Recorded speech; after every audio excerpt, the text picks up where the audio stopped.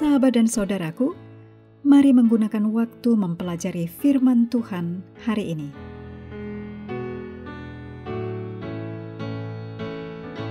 Hari Minggu tanggal 25 Mei, judulnya Penolong dalam Kesesakan.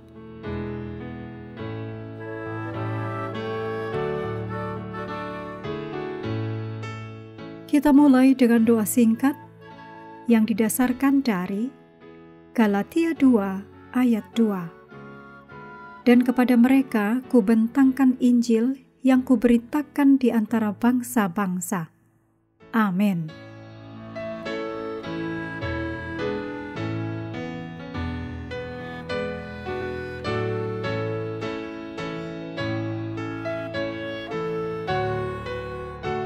Dalam Mazmur pasal 46, terdapat pekabaran pengharapan di tengah kekacauan kehidupan sekarang, juga yang dapat kita ketahui akan terjadi di bumi pada akhir zaman, ketika pertentangan besar terjadi di sini.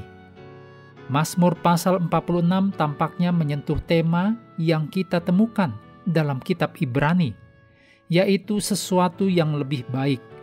Yesus adalah lebih baik daripada imam besar duniawi. Pengorbanan Yesus lebih baik daripada semua pengorbanan hewan, dan bait suci surgawi adalah lebih baik dari perlambangan yang ada di bumi. Namun, Mazmur pasal 46 mengambil pendekatan yang berbeda.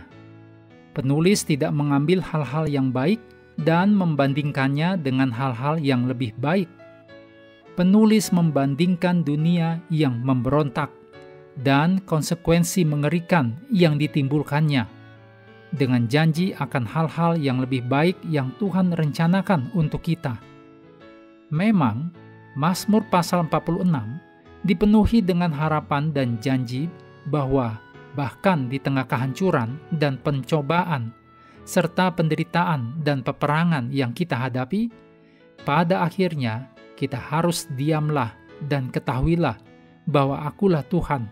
Mazmur 46 ayat 11. Dan untuk beristirahat dalam kepastian bahwa suatu hari nanti semua ini akan berakhir dan bahwa Tuhan akan ditinggikan di bumi. Perhatikan juga apa yang tertulis dalam Mazmur 46 ayat 3. Sebab itu kita tidak akan takut sekalipun bumi berubah, sekalipun gunung-gunung goncang di dalam laut. Kita tidak bisa tidak diingatkan akan pemandangan yang akan terjadi pada kedatangan kedua, yaitu dalam Wahyu 6 ayat 14. Maka menyusutlah langit bagaikan gulungan kitab yang digulung, dan tergeserlah gunung-gunung dan pulau-pulau dari tempatnya. Dan ini, di dalam 2 Petrus 3 ayat 12 dikatakan, menantikan dan mempercepat kedatangan hari Allah. Pada hari itu, langit akan binasa dalam api, dan unsur-unsur dunia akan hancur karena nyalanya. Dunia kita saat ini, dengan segala kejahatannya yang menyertainya, tidak akan bertahan selamanya. Dan apa yang datang setelahnya menjanjikan kita sesuatu yang sekarang hampir tidak dapat dipahami oleh pikiran kita. Namun, untuk saat ini, kita hanya perlu bertahan, tetap dalam iman dan berpegang teguh pada wahyu Tuhan yang kita miliki, terutama di dalam Yesus di kayu salib. Betapapun buruknya hal-hal di dunia ini, dan kita tahu itu akan menjadi lebih buruk, salib adalah pengharapan yang harus kita ambil dari yang kita ketahui tentang kebaikan, kuasa, dan karakter Tuhan.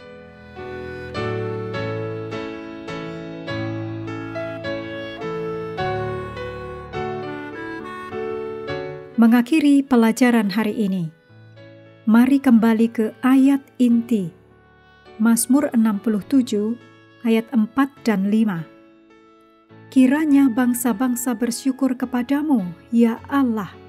Kiranya bangsa-bangsa semuanya bersyukur kepadamu. Kiranya suku-suku bangsa bersukacita dan bersorak-sorai.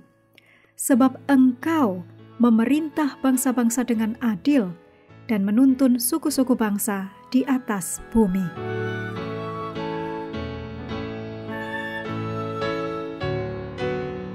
Sahabat juga perlu melengkapi waktu untuk bersekutu dengan Tuhan setiap hari dengan bacaan Alkitab sedunia. Percayalah kepada nabi-nabinya yang melanjutkan dari Kejadian pasal 39. Tuhan memberkati kita semua.